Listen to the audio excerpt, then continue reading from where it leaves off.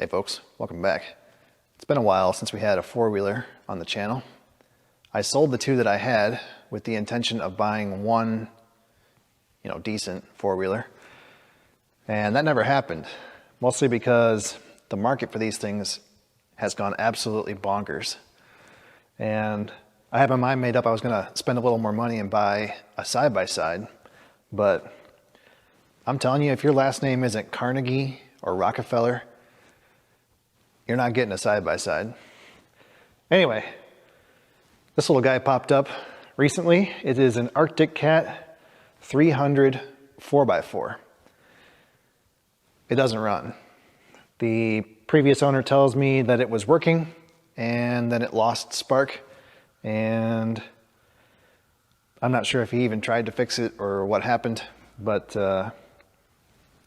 it's ours now. So let's see if we can figure it out. Well, let's get a tour of this fine machine. I think it's a 98 model year. She's been around the barnyard a few times, that's for sure. Taillight's broken. Muffler's pretty well mangled. I noticed when we were loading it that the bushings are all gone here for the coilover springs. That axle shaft seal is leaking pretty bad. Got a hooey in the plastic there. Seat's been recovered. Don't know what happened there. It's got the fancy grips. It's like a new brake lever and master cylinder. It's got the upgraded deer blinder LED headlights. It is four-wheel drive, which is nice. Your basic 5-speed manual gearbox. And it also has a sub-transmission. That's what that loop is for there. I think it's for low-speed operation. And then it's got this crazy plow setup on the front. I'm not sure what that plow was for originally, but it certainly wasn't for this thing. It's a pretty crude setup. So I don't know if we're going to try to salvage that or if we'll just tear it all off. Does have a pretty nice winch though.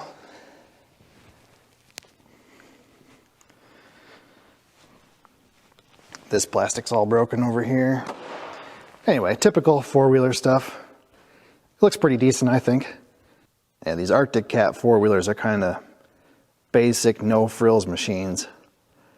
But my dad's got two of these that get used basically every day, and they are almost bulletproof. That's a Suzuki engine. That thing's almost indestructible, and they really don't have any fancy options, so there's not a whole lot that can go wrong with them. Yeah, let's see if we can get it to go. He told me it had no spark. I have confirmed it has no spark. It also has a problem, I think, with the starting clutch. So the original start button up here, he said that stopped working or it was intermittent or something. So they scabbed on a button over here on the side, and the starter motor works, but the clutch doesn't catch right away. It takes a little while for it to come in. So it's doing nothing right now. There it goes.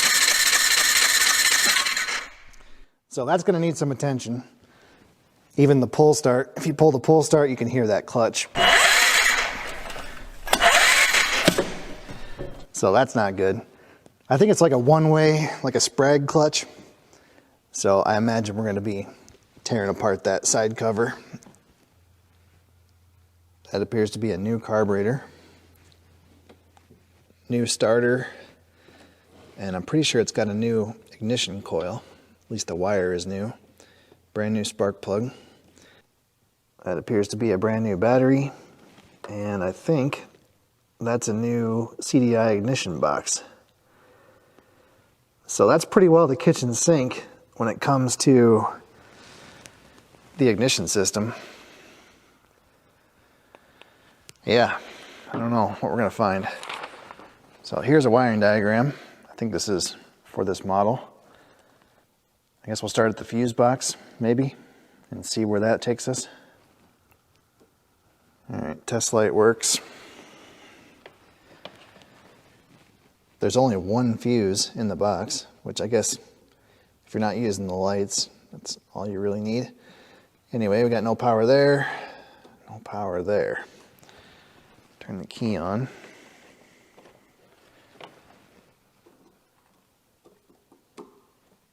Yeah, we got no power to anything up here.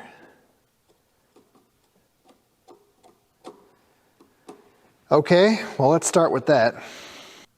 Now, the power feed for the fuse box is kind of complex. It looks like fuse 3, though, comes directly from the battery.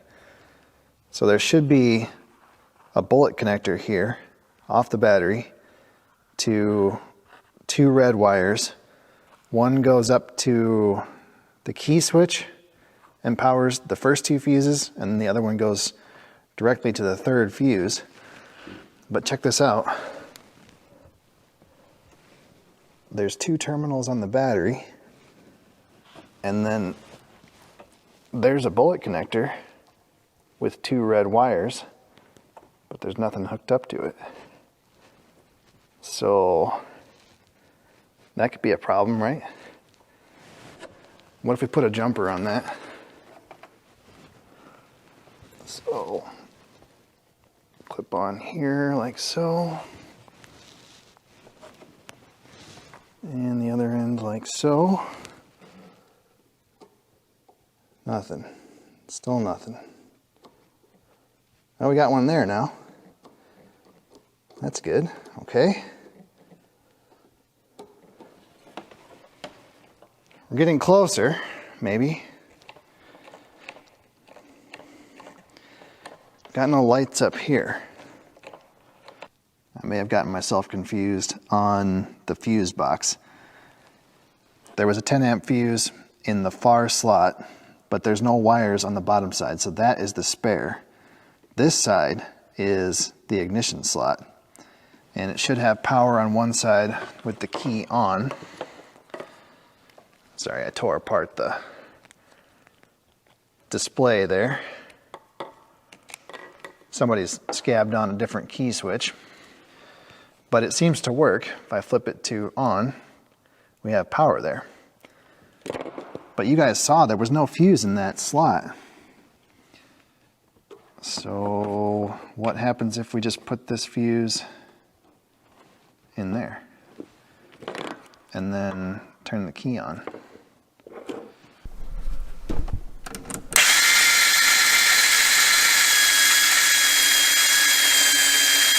Come on. Well, looky, looky. Oh, man. How did that happen? I don't understand. Well, hold on. There's two parts to this. So, no fuse and no bullet connector hooked to the battery. So I don't know.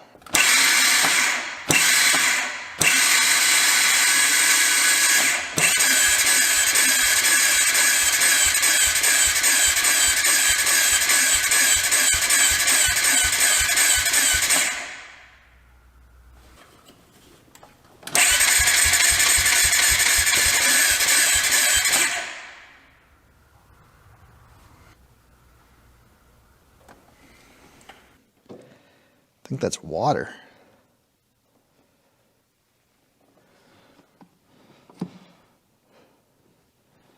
Sure looks like water.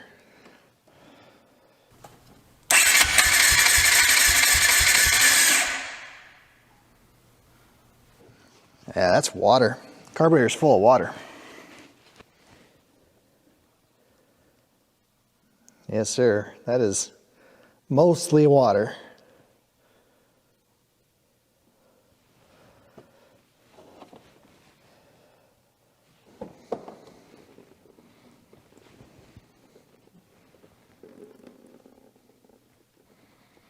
Clear, full of water. Oh boy, the choke cable's melted. I don't know. Throttle cable looks like it's kinked. She's a mess, folks, a mess. But what do you expect? Our pine sol soup is done.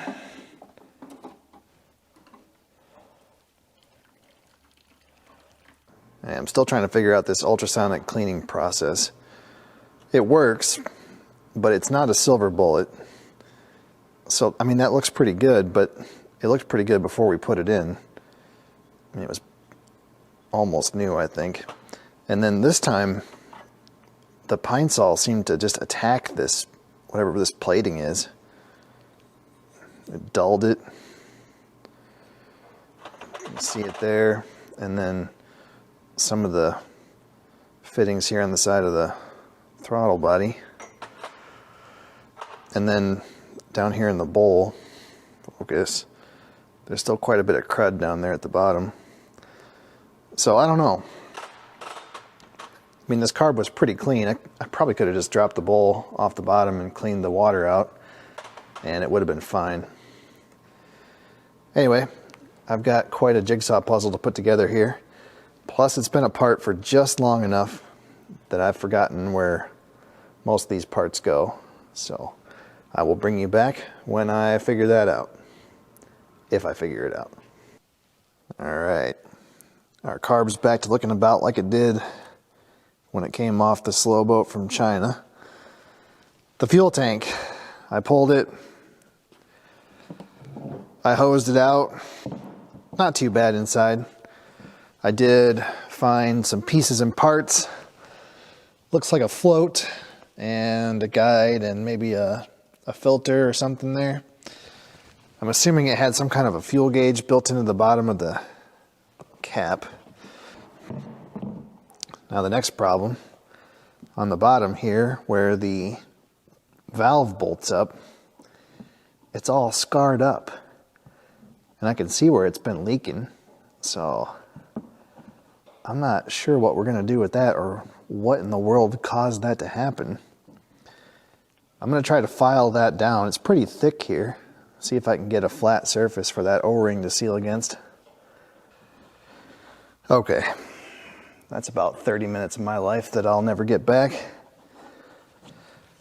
The good news is I think we've got it. You can still see just a faint trace of that deep circular groove. But this O-ring's pretty squishy. I think we're gonna be just fine. So that goes in like that. Helps if you put it in the groove first there, fella. Yeah, it sucks because the O-ring's all swelled up. You can pretty well disassemble this machine with nothing but a T30 Torx. Used to be 10mm hex.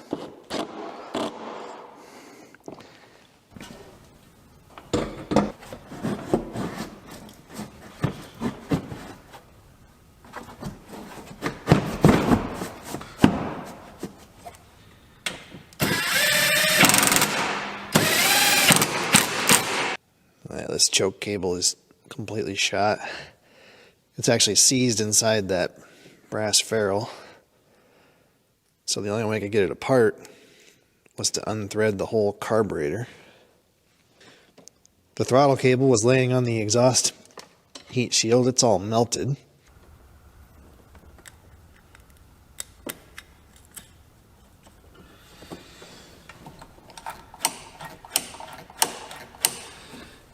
That should be good enough to get it started.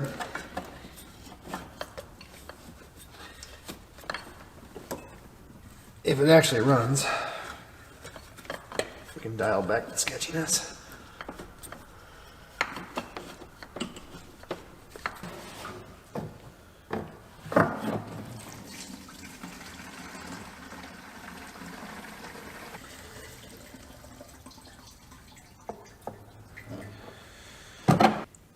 And it's already leaking fuel.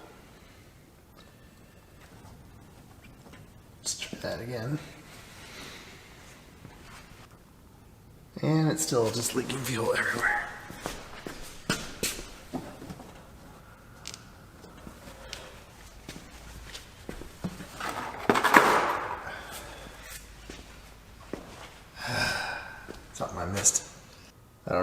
was pretty weird. Must have had some junk under the float valve. It's fine now. Let's see if it'll start.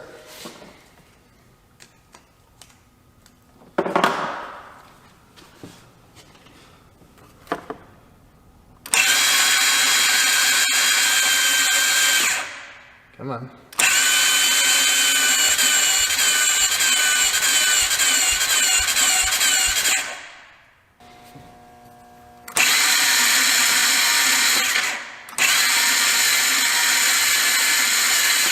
Come on.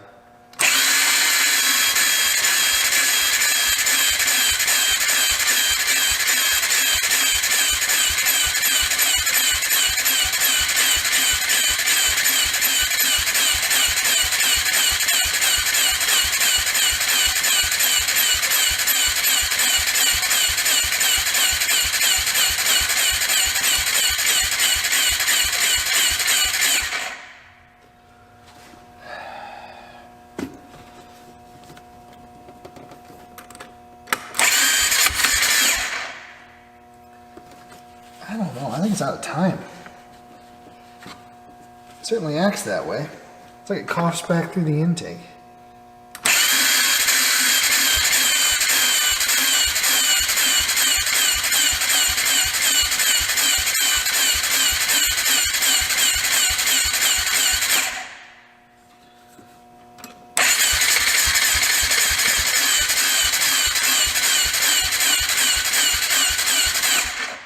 That's all wrong. Well, mystery solved, I think. I popped the valve inspection cover off and it had 0 flash on the intake valve. Exhaust was fine, but the intake valve not so much.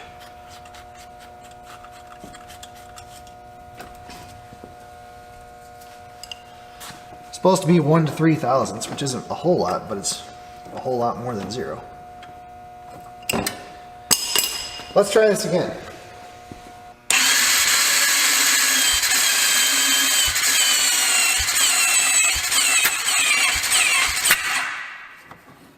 Well, that's different than we had before.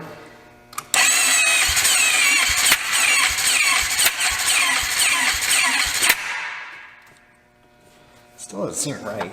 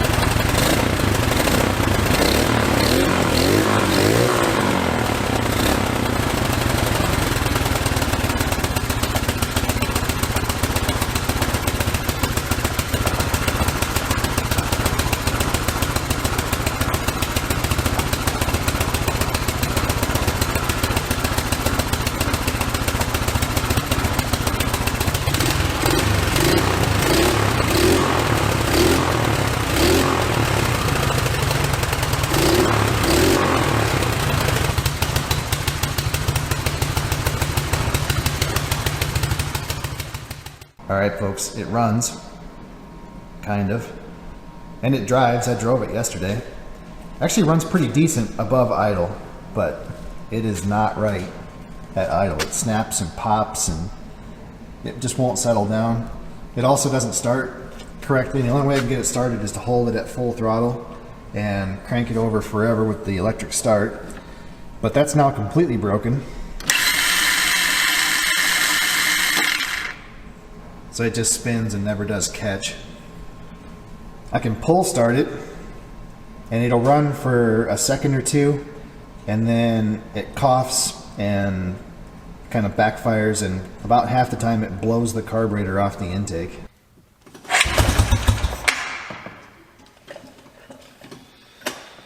That's what it does. Usually it coughs back through the carburetor.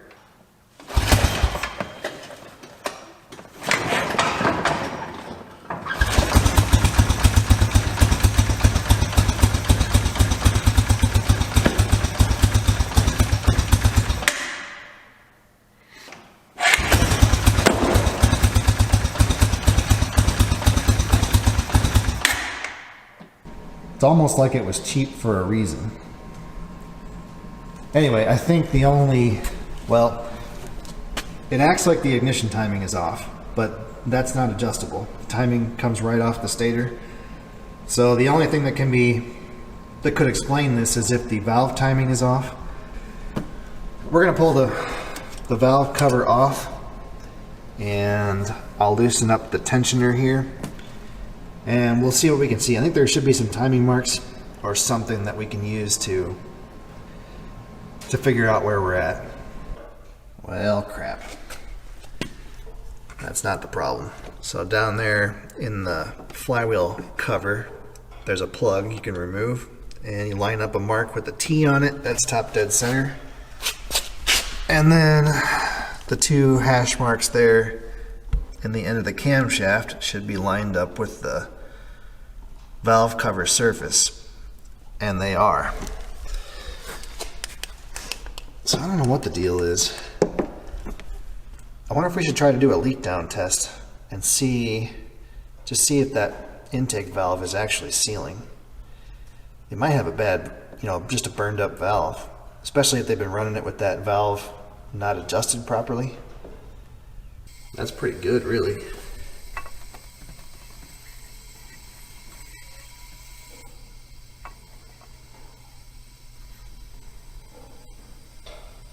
I mean, that's really good.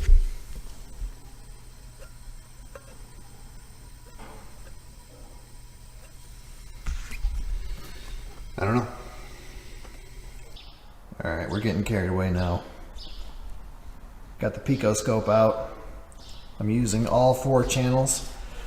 So the first channel is hooked up to a pressure transducer that is somewhere right there, so we can measure the in-cylinder pressure.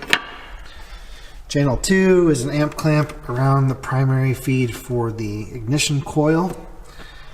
Channel 3 is reading the pickup, the Hall effect sensor, Hall effect? Magnetic reluctance sensor on the flywheel. And channel 4 is measuring the secondary ignition on the spark plug.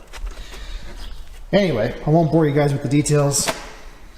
The moral of the story is that our ignition timing appears to be correct.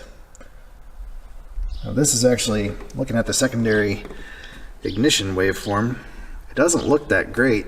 See, we got this tiny little burn line, and let's see if I can zoom in on this. The coil saturation time is extremely short.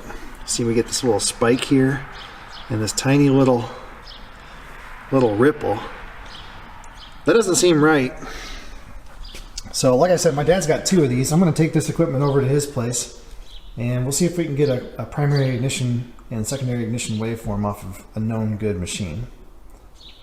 Because it looks like the base timing is fine.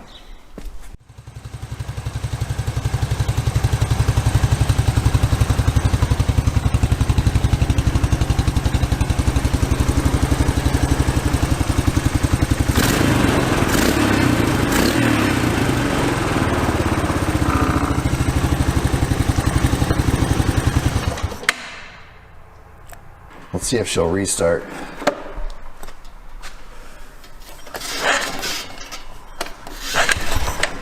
Come on, baby.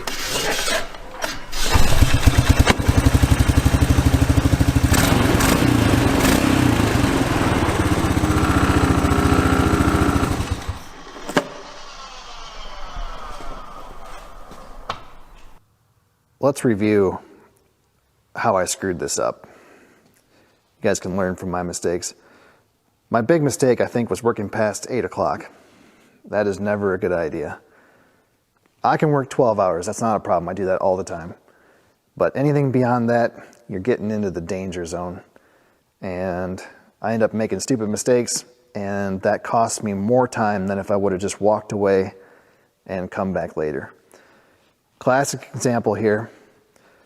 I spent, I don't know, 2, 3, maybe more hours last night going down various rabbit holes pulling valve covers, checking timing, setting up scopes and pressure transducers and trying to read waveforms and getting nowhere. And you'd think I would know by now that when you're banging your head against the wall, banging it the same way but for longer is not going to fix the problem. Anyway, within about 10 minutes this morning, I found what I did wrong. There were two simple problems, both of which I created. The first one is that the red jumper wire there from the battery to the CDI ignition box had come unhooked from the battery. Don't know how that happened, maybe from when I had the battery charger hooked up or the test light or something, I don't know. But it was unhooked. That is why it would only run for a few seconds and then stall. But what's really confusing is that it still had spark. So I think what's happening, this is a CDI ignition. And in a classic CDI ignition, capacitive discharge ignition, you don't need battery power to get spark. But on this system, I think you have to have battery power in order for it to control the timing advance. And it had spark, but it just didn't have spark at the right time. We could kind of see that on the scope, but not really, because now the starter's broken. So we only had like 2 or 3 firing events every time I pulled the cord. Anyway, that's a simple problem. The other simple problem is when I cleaned the carburetor, I unhooked all these hoses on these vent ports and I didn't put them back on. And it turns out that that's a vent and that's a vent, but that little guy right there is a vacuum port. It's not a vent. And if it's not blocked, you have a massive vacuum leak. So that explains why it wouldn't idle, and it would spit and sputter and have black smoke, and it wouldn't start right, but it would run fine at higher RPM. It's classic vacuum leak. And on these Mikuni carburetors, the choke it's basically just an enrichener, and all it does is it opens up a passage from the bowl basically right into the throttle body and lets it suck fuel right in. And if you don't have the throttle closed, it can't build enough vacuum to suck that fuel into the throttle body and essentially give you your choke. So with the vacuum leak, the choke's never going to work. All right, now that it runs and drives and seems to be somewhat mechanically sound, I feel confident enough to pry open the wallet, and I've started a list. There's 3 things we kind of have to do before we can even really use it. For the sake of my rotator cuffs, we have to fix the starting clutch. Also, it seems to be spinning the starter all the time when the engine's running, so that's not good. It's going to burn up the bushings in that starter. We've got to fix that. It's going to be a big job. We also had to fix the left rear axle seal. It runs oil out just about as fast as I can put it in. And then we've got to do something with the wiring. Well, obviously we had to fix that patch wire from the battery to power the CDI box, but nothing works. The neutral light doesn't work, the reverse light doesn't work. I don't think any of the dummy lights work. So it'd be kind of nice if the starting circuit was hooked up, even if we use that button, if it was hooked up the right way so that it wouldn't start in gear. And yeah, we can do that without spending a whole lot of money. Let's get the starting clutch apart and see what we're into on that. I haven't looked around for parts. I know it's tough to get stuff for ATVs right now, but hopefully we can come up with something.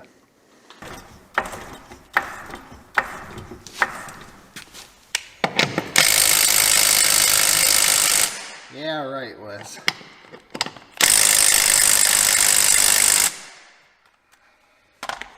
Let's get some more horsepower.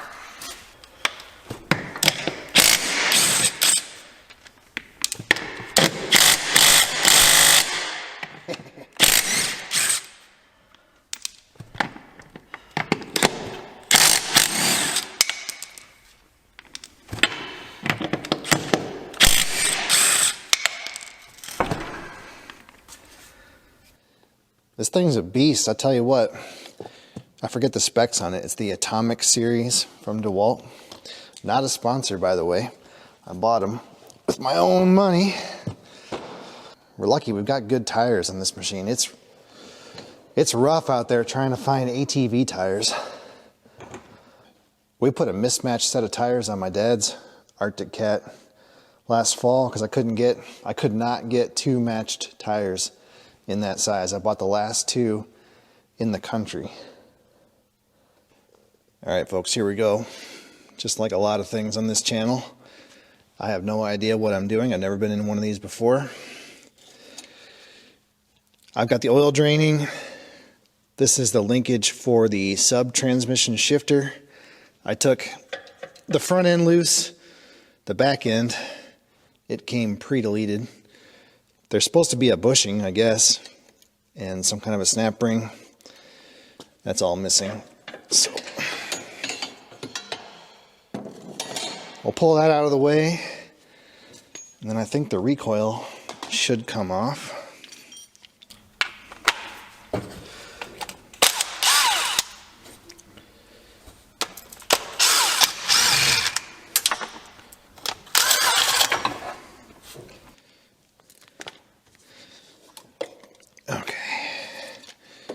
There's that.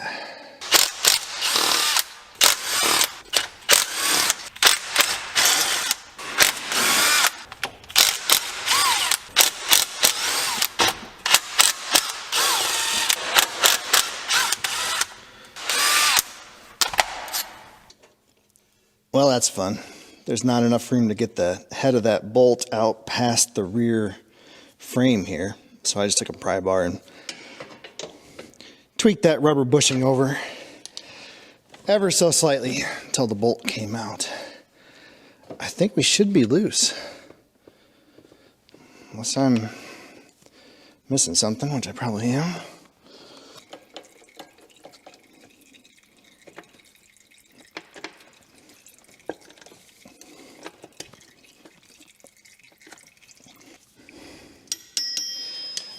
Does that need to come off there? Looks like it does.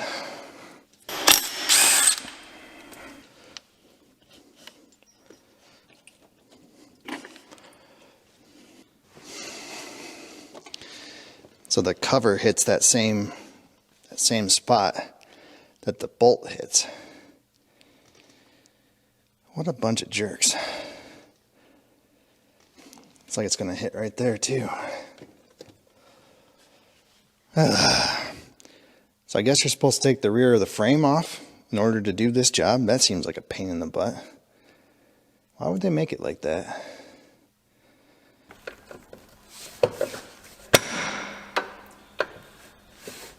I think we can sneak it out of there. I doubt we'll ever get it back in.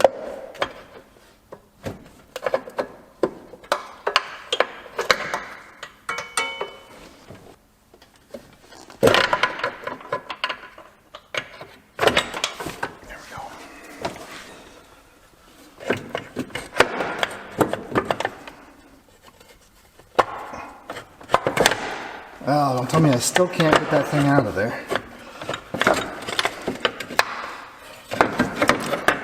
There it is. Man, that's a struggle.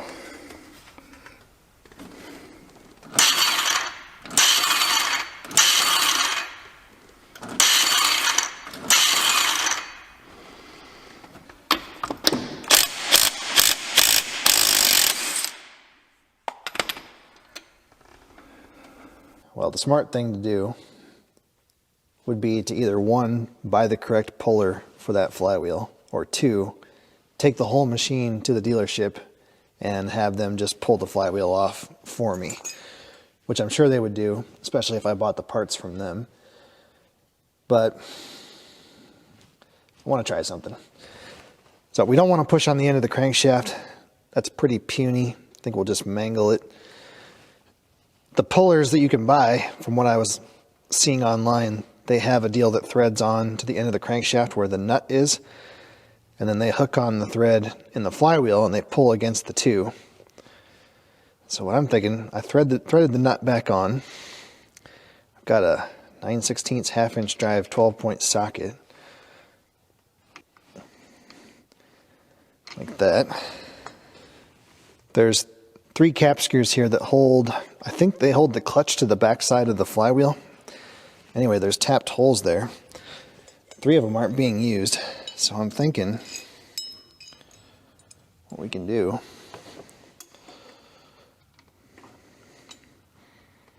maybe, let's try it the other way. I got the longest M8 bolts I could find, 110 millimeters long. Let's try that one there.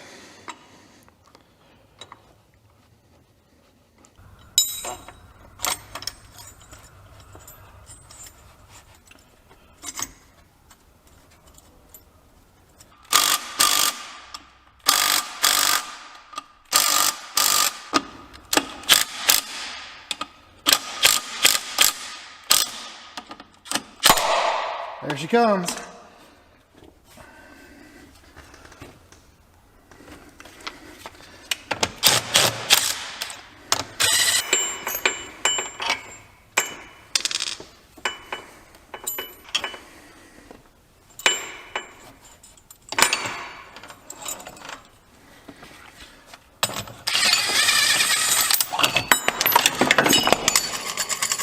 Nice and graceful.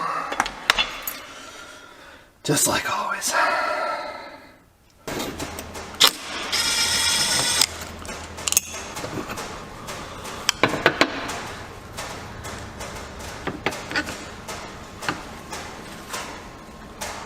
So this is how it was when we pulled it out. And these little roller cams are they've actually flipped over center. So it will spin this way, and it kind of locks up the other way. That's actually backwards of how it should work, which explains what we were seeing. You know, the starter would just spin, and then once the engine was running, it was spinning the starter all the time. So you can see right here the cage is deformed, and if I take it apart, maybe, I'm not sure how this actually happened. It had to be something pretty catastrophic. Anyway, if I pull this out, one of these little cam rollers actually wants to pop out all the time. That's because the cage is so dented and deformed. And we'll just leave that one out. I don't need it anyway. So the way it's supposed to work, the cams are supposed to be rolled back the other way, like this. So there it spins free, counterclockwise, and it locks up nice and solid the other way. Also the bearing surface here on the gear, it's all chewed up. There's actually some pretty big, kind of big divots in it. Same thing on the inside of the hub. So yeah, these parts are all junk. I called the local Arctic Cat dealership. He said those parts are somewhere north of $300 if you can get them, but you can't get them. They are obsolete, no longer available. So not too surprising, you know, it's a 24-year-old machine. Anyway, I found a good used one on eBay. And no joke, the seller's name is Fluff Pen Power Sports. That might be the greatest company name I've ever heard of. Anyway, we've got, I think, all the pieces and parts that we need. And this one's in pretty fantastic shape. So the hub surface here, really nowhere to speak of. The rollers and the clutch and the race and everything looks great. Oh, the inside surface there, again, really nowhere. So I think she's going to do us just fine. So it spins nice and free that way, and it locks up tight the other way. Well, as per usual, just enough time has passed that I'm not 100% sure how this goes back together. So Let's see if we can figure it out. I think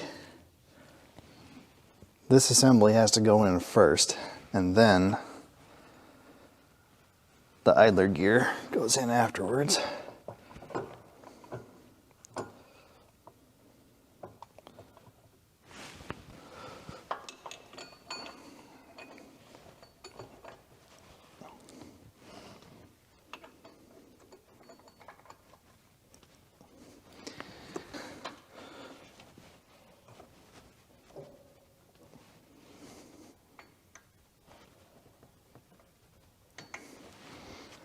Okay, well, we'll torque that jam nut to spec, and then we wait because I don't have the gasket yet.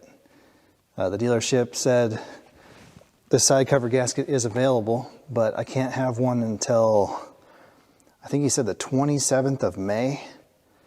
Anyway, I found an aftermarket one. Should be here in a couple days. Things are escalating quickly. I decided I could not put that left side cover back on without moving this support. It's just too tight. I got it off by prying and pushing and pulling, but I'll never get it back together without destroying that gasket or screwing up one of the bearings or something, so it's got to come apart, which means we have to separate the lower frame from the main frame, which is not that big of a deal, 6 bolts. And then we've got to remove every connection to the engine, slide the whole engine and rear axle assembly out the back, and then we can pick the engine up out of the lower frame, and we'll finally have access to that timing cover. We essentially have to have the engine by itself, and the engine is the first part they start with, and they build the entire machine around it. But the situation gets quite a bit worse on the other side. So I didn't see this dickery before. I don't know what happened here. Someone's welded a piece of water pipe over that frame member. They boogered that thing all back together.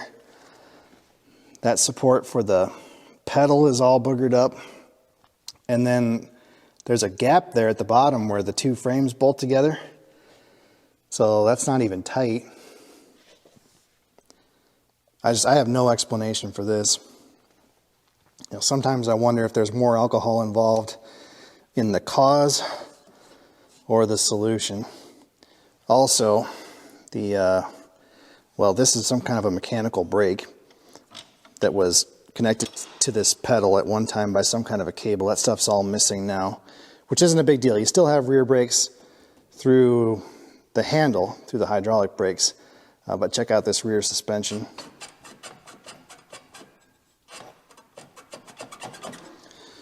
So that's also not good. Anyway, we're going to pull the whole thing apart, and yeah, we're going to do something with this. I don't know what it is yet.